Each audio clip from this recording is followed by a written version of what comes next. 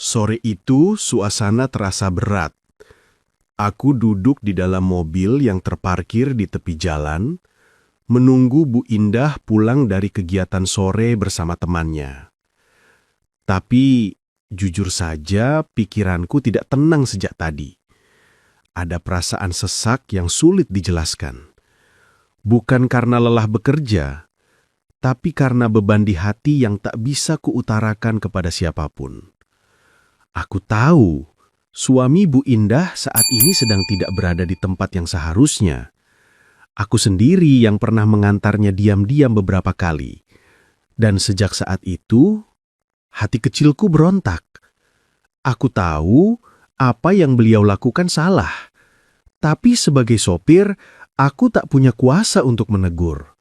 Hanya bisa diam, menahan rasa bersalah setiap kali menatap wajah Bu Indah yang polos dan penuh kasih. Bu Indah itu orangnya baik sekali. Sopan, sabar, dan selalu memperlakukan semua orang dengan hormat, bahkan kepada pekerja sepertiku. Tak pernah meninggikan diri, tak pernah marah tanpa alasan. Setiap kali aku melihat senyum lembutnya, hatiku justru semakin perih, karena aku tahu ada rahasia besar yang belum beliau ketahui. Kadang aku berpikir untuk jujur, tapi bibir ini selalu tertahan. Bagaimana aku bisa mengatakan sesuatu yang bisa menghancurkan hatinya? Bagaimana kalau ucapan itu justru membuat rumah tangganya hancur? Aku tidak mau jadi penyebab air mata seorang wanita sebaik Bu Indah. Sore ini, saat aku melihat beliau melangkah menuju mobil dengan langkah tenang, rasanya dadaku makin sesak. Beliau sempat menatapku dan berkata pelan, "Mas, terima kasih ya, sudah sabar bantu-bantu."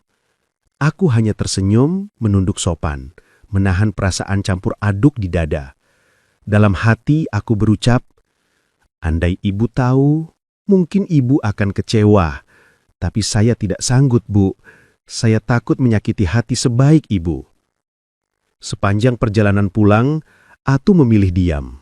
Hanya suara mesin dan detak jantung yang terdengar. Di benakku, ada doa yang terus kuulang-ulang, semoga Bu Indah tetap diberi kekuatan dan perlindungan. Karena bagi saya, beliau bukan hanya majikan.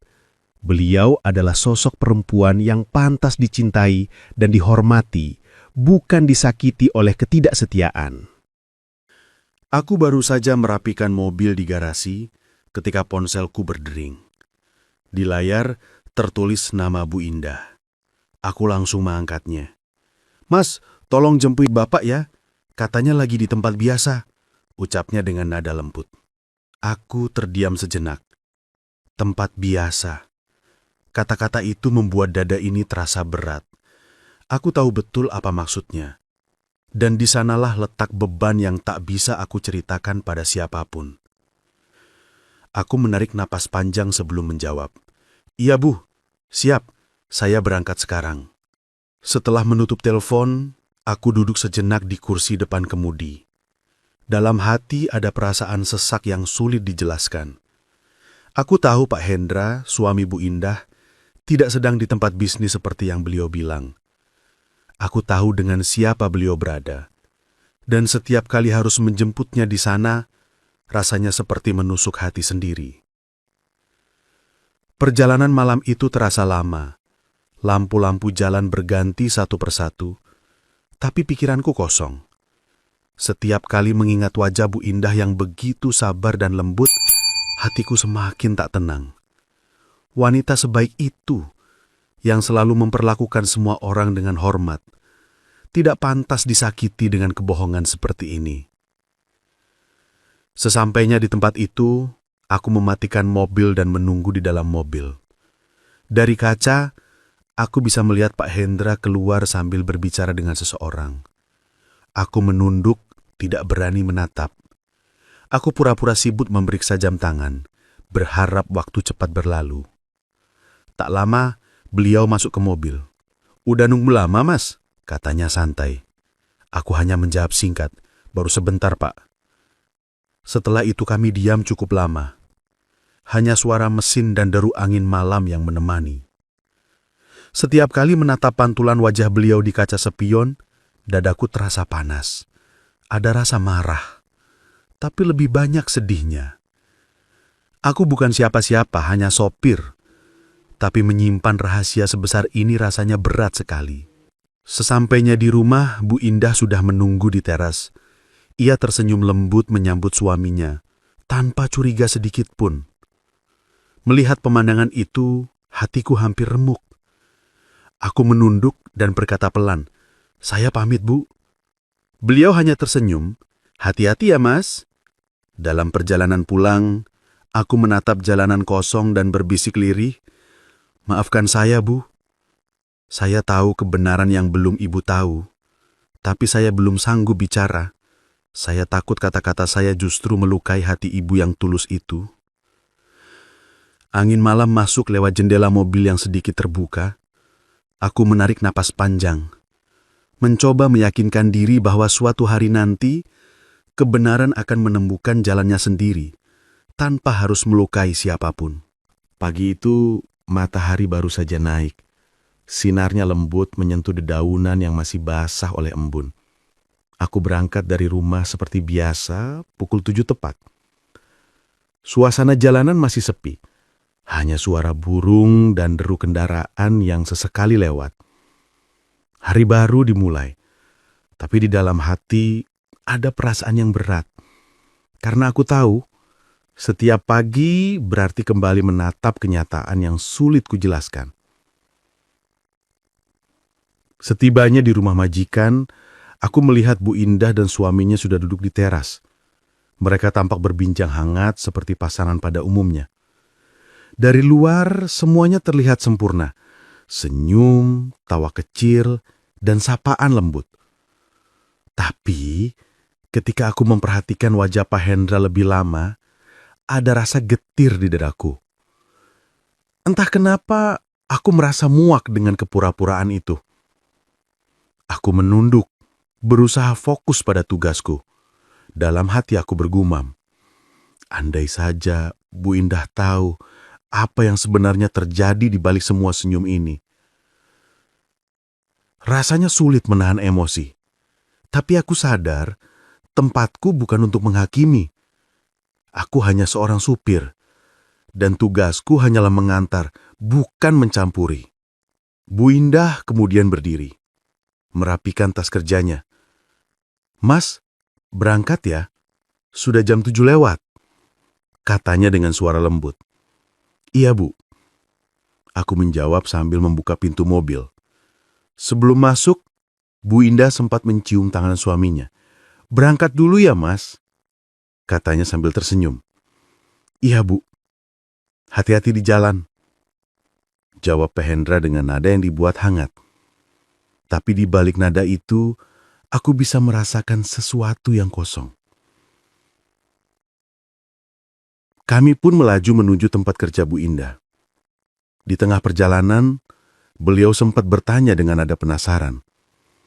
"Mas Doni, Bapak tuh kalau pergi malam-malam, biasanya kemana ya?" Pertanyaan itu membuatku tercekat. Tangannya memegang setir sempat bergetar pelan.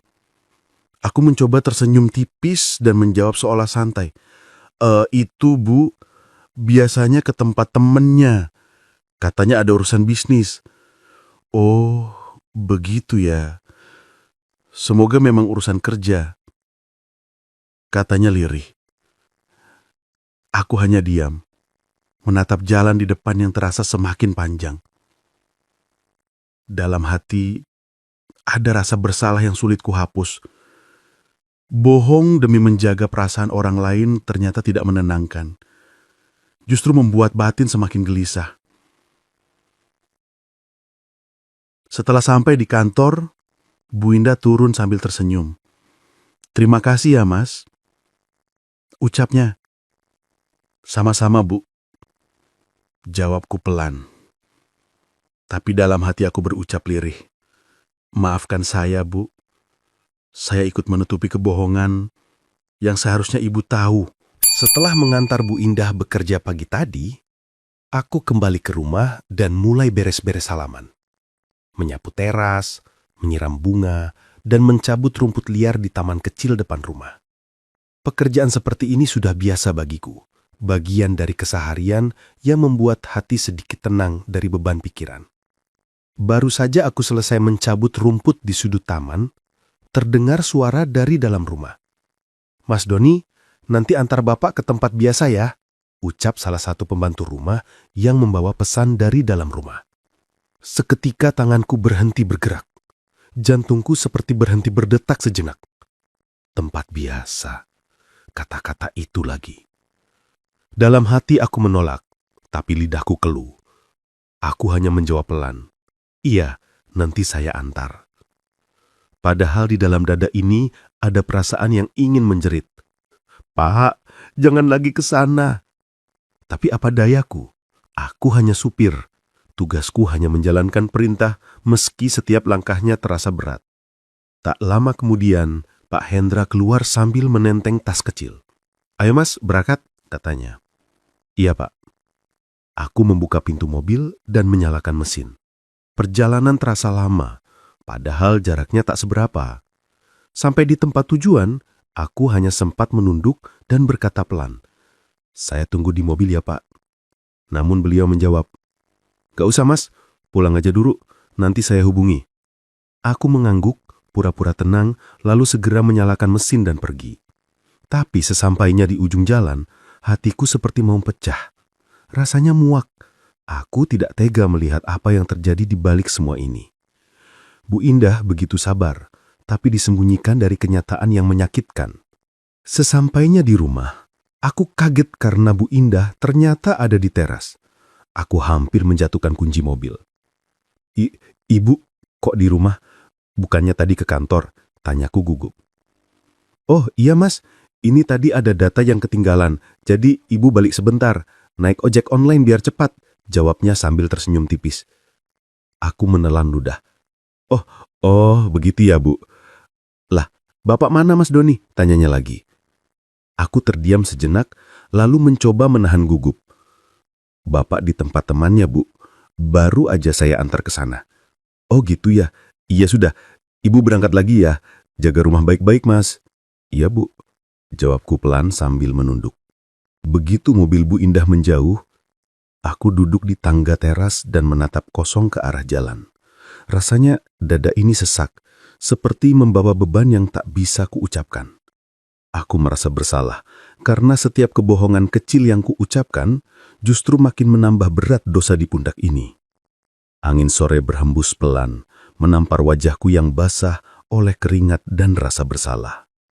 Aku memejamkan mata, berbisik lirih. "Maafkan saya, Bu. Saya tahu kebenaran yang Ibu belum tahu. Tapi saya terlalu takut untuk membuat Ibu menangis."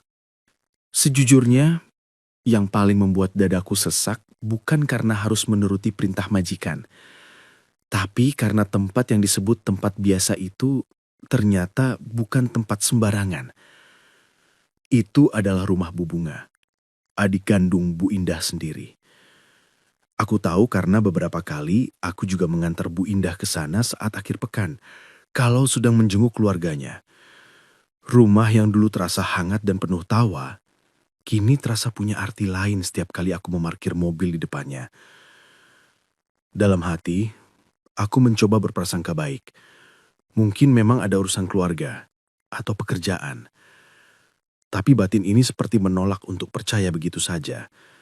Sebab hampir setiap 2 atau 3 hari, Pak Hendra selalu memintaku mengantarnya ke sana. Dari pagi sampai sore. Kalau urusan sebentar, tentu tidak akan selama itu. Aku mencoba menenangkan diri. Tapi semakin hari, rasa tak nyaman itu semakin menekan dada. Sore pun tiba. Aku kembali menjemput beliau. Tak banyak bicara di dalam mobil. Suasananya hening. Hanya suara mesin yang mengisi ruang. Aku melihat dari kaca spion, wajah Pak Hendra seperti tanpa beban. Sementara pikiranku justru berkecamuk. Sesampainya di rumah, aku langsung bergegas menjemput Bu Indah di tempat kerja seperti biasa. Beliau menyapaku dengan senyum lembut yang sama. Senyum seorang istri yang setia dan sabar. Sepanjang jalan aku hanya diam. Di dalam hati aku bergumam, "Ya Allah, kalau benar apa yang aku lihat, berilah aku kekuatan untuk tetap menjaga tutur dan perbuatanku. Karena bagaimanapun, Bu Indah adalah orang baik. Beliau tak pernah meninggikan suara, selalu memperlakukan semua orang dengan sopan, termasuk aku. Melihat kebaikan seperti itu, sementara aku tahu ada hal yang tak sejalan di belakangnya, rasanya seperti membawa beban yang tak sanggup dibagi pada siapapun. Malamnya, aku duduk di halaman, memandangi langit yang redup. Angin berhembus pelan membawa rasa gelisah yang tak kunjung reda. Aku sadar mungkin aku hanya seorang supir, tapi aku juga manusia yang punya hati. Dan malam itu, untuk pertama kalinya, aku benar-benar merasa hancur di antara kebaikan yang pura-pura dan kejujuran yang tertahan di dada. Pagi itu, udara terasa berbeda. Entah kenapa, sejak dari rumah suasananya hening sekali. Aku menyiapkan mobil seperti biasa, menunggu Bu Indah di teras. Tak lama beliau keluar, wajahnya tampak tenang, tapi ada sesuatu di balik tatapannya, seperti sedang menyimpan sesuatu yang berat di hati. Kami pun berangkat. Di perjalanan suasananya sunyi. Sampai akhirnya, Bu Indah berkata pelan, "Doni, Ibu mau tanya sesuatu. Tapi jawab dengan jujur ya." Aku sempat terkejut, tapi mencoba tetap tenang. "Iya Bu, ada apa ya?" tanyaku gugup. Beliau menarik napas panjang. "Kamu sering antar Bapak kemana saja, Doni?" Jawab sejujurnya. Aku langsung kaku. Jantungku berdegup cepat. Maksud Ibu apa?" tanyaku gugup. Beliau menatap lurus ke depan. "Ibu sudah tahu semuanya, Don. Ibu lihat sendiri isi pesan di ponsel Bapak waktu beliau sedang mandi. Sekarang, Ibu cuma ingin dengar dari kamu. Jujur saja ya."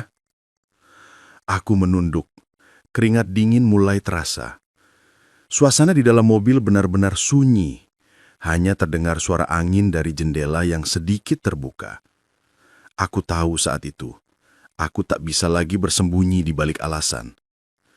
Akhirnya dengan suara gemetar, aku berkata, "Iya Bu, saya mohon maaf sebesar-besarnya. Saya sering diminta antar Bapak ke rumah Mbak Bunga, Bu." Bu Indah terdiam. Ada air bening yang perlahan menetes dari matanya, tapi beliau tetap berusaha tegar. "Jadi, benar ya Don? Berarti apa yang Ibu baca itu memang bukan salah paham." Aku hanya bisa menunduk makin dalam. "Saya salah, Bu. Saya sudah banyak berbohong. Saya tahu ini bukan tempat saya bicara, tapi hati saya benar-benar nggak tenang selama ini. Maafkan saya, Bu." Beliau menggeleng pelan, suaranya lirih tapi tegas. "Kamu nggak salah, Don. Ini urusan antara Ibu dan Bapak. Kamu cuma menjalankan tugasmu. Ibu malah terima kasih. Kamu masih mau jujur." Sepanjang sisa perjalanan itu, kami tidak banyak bicara lagi. Hanya keheningan yang menemani. Tapi dalam diam itu, aku tahu, pagi itu adalah awal dari perubahan besar di rumah itu. Dan aku hanya bisa berdoa. Semoga Bu Indah diberi kekuatan menghadapi semuanya dengan hati yang lapang. Pagi itu, perasaan di dada seperti tak karuan. Setelah Bu Indah selesai sarapan, beliau memanggilku dengan nada yang lembut, tapi terdengar agak berbeda. "Doni, nanti kalau sudah antar Bapak, tolong kabarin Ibu ya. Abis itu langsung jemput Ibu di kantor." Aku refleks menjawab, "Iya Bu, siap." Tapi di dalam hati, ada rasa gelisah yang sulit dijelaskan. Perintah sederhana itu terasa seperti membawa beban besar, seperti mau pergi ke tempat yang sudah ku tahu akan menimbulkan luka. Seusai mengantar Bu Indah ke kantor, aku kembali ke rumah untuk bersiap menjemput Pak Hendra. Dan seperti biasa, arah yang dituju bukan ke tempat kerja, tapi ke rumah Bu Bunga, adik kandung Bu Indah sendiri. Aku hanya bisa menarik napas dalam. Setiap kali sampai di depan rumah itu, ada rasa ingin berhenti di tengah jalan, tapi aku tahu posisiku hanya sebagai supir.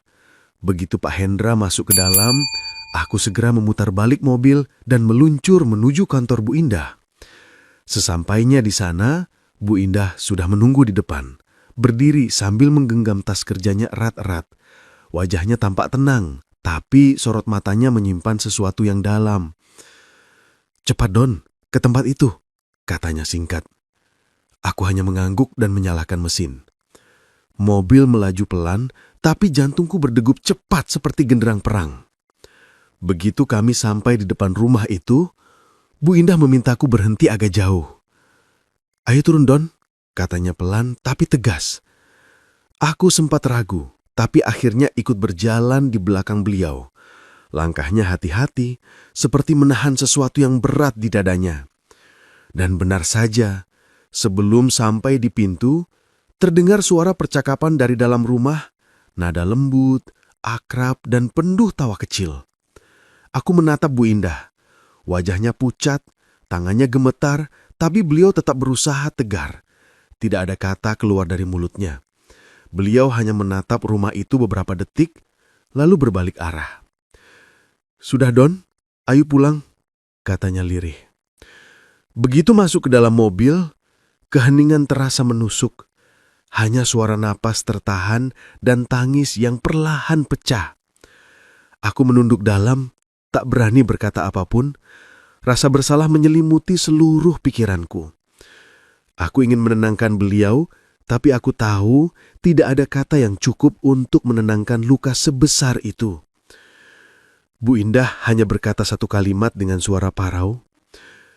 "Ternyata benar, Don. Yang selama ini ibu rasakan bukan cuma firasat." Aku menatap jalan di depan dan entah kenapa mataku ikut basah. Dalam hati aku berdoa, semoga Bu Indah kuat. Semoga semua ini ada jalan keluarnya tanpa harus ada yang hancur. Sejak hari itu, aku tahu tugas seorang supir bukan cuma nganter dan menjemput. Kadang tanpa sengaja, aku juga menjadi saksi dari rapuhnya hati seseorang yang selalu tampak kuat di depan orang lain. Begitu kami sampai di rumah, suasana di dalam mobil masih penuh keheningan. Bu Indah duduk di belakang, menatap keluar jendela tanpa suara. Tatapannya kosong, tapi dari gerakan tangannya yang menggenggam tas begitu kuat, aku tahu hatinya sedang bergejolak. Tiba-tiba, dengan suara bergetar, beliau berkata, "Doni, tolong antar ibu ke rumah ibu ya, sekarang."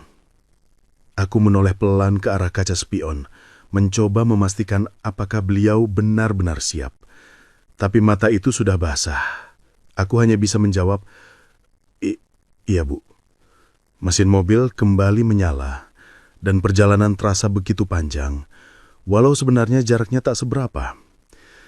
Tak ada satu kata pun keluar di sepanjang jalan, yang terdengar hanya isak tertahan dan suara detak jarum jam di dashboard mobil. Sesampainya di depan rumah ibunya, Bu Indah langsung turun. Aku sempat ingin ikut membantu, tapi belum sempat melangkah. Beliau sudah memeluk ibunya dengan erat. Tangisnya pecah, seperti air yang sudah terlalu lama ditahan di bendungan. "Ibu, maaf Bu." Suaranya parau, tapi begitu tulus. Ibunya tak banyak bicara, hanya memeluk sambil meneput pelan bahu anaknya. Pemandangan itu membuat dadaku ikut sesak. Aku berdiri di pinggir halaman, menunduk dalam, mencoba menahan air mata, tapi tetap saja setetes jatuh tanpa bisa kutahan. Dalam diam itu, pikiranku berputar ke belakang. Seandainya dulu aku lebih berani jujur, mungkin semua ini tak akan sejauh ini. Mungkin air mata itu tak akan mengalir di pangkuan seorang ibu yang hanya ingin anaknya bahagia. Rasa bersalah menekan dadaku begitu kuat. Aku duduk di teras, menunduk, tangan menggenggam lutut. "Maafkan saya, Bu. Maafkan saya." Gumamku lirih. Dari dalam rumah, terdengar suara lembut ibunya berkata, "Sudahlah nak, semua yang terjadi pasti ada hikmahnya. Kadang kebenaran memang menyakitkan, tapi Tuhan selalu tahu cara terbaik untuk menyembuhkan. Kata-kata itu seperti menampar perasaanku sendiri. Ada kehangatan yang aneh antara penyesalan dan rasa syukur. Masih ada hati yang lembut di tengah badai seperti ini. Bu Indah akhirnya keluar lagi. Wajahnya masih basah, tapi sudah sedikit tenang. "Doni, terima kasih ya, sudah bantu ibu hari ini," katanya pelan. Aku hanya menunduk, menatap tanah. "Saya yang minta maaf, Bu. Saya nggak bisa jaga kepercayaan ibu. Saya terlalu takut, terlalu bodoh buat jujur." Beliau hanya menggeleng. "Kamu nggak salah, Don. Kadang kita cuma terjebak di antara pilihan yang sama-sama menyakitkan." Aku terdiam, menatap langit yang mulai memerah di sore itu. Dalam hati aku berdoa pelan. Semoga setelah badai ini masih ada cahaya yang bisa menerangi langkah Bu Indah. Dan semoga Tuhan mengampuni semua yang terlibat di dalam kisah ini. Termasuk aku, seorang supir yang cuma ingin hidup tenang, tapi malah menjadi saksi dari retaknya sebuah rumah tangga yang dulu tampak sempurna. Malam itu menjadi saksi bahwa kebenaran kadang memang datang terlambat, tapi selalu membawa cahaya bagi yang bersabar. Aku melihat sendiri bagaimana seorang perempuan yang tulus bisa tetap tegar meski dikhianati. Dari situ aku belajar bahwa tidak ada yang lebih tenang daripada hati yang jujur, dan tidak ada yang lebih berat daripada menyimpan kebohongan yang akhirnya melukai banyak orang. Kadang kita memilih diam demi kebaikan, tapi justru diam itu bisa menjadi pedang yang menyayat perasaan orang lain. Sejak hari itu aku berjanji, tidak akan lagi menutupi hal apapun yang seharusnya disampaikan dengan jujur dan baik. Karena kejujuran, walau pahit di awal, akan menenangkan di akhir.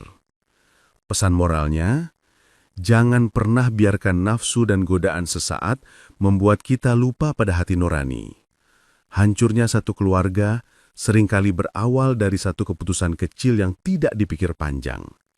Jagalah kesetiaan, karena itu bukan hanya tentang cinta, tapi juga tentang harga diri dan tanggung jawab di hadapan Tuhan. Cerita ini bisa menjadi pelajaran berharga untuk kita semua. Dari manapun kamu menonton, mungkin dari Sumatera, Jawa, Kalimantan, Sulawesi, Malaysia atau Taiwan, semoga kisah ini menyentuh hati dan menjadi pengingat bahwa kebaikan dan kejujuran selalu punya jalan pulang.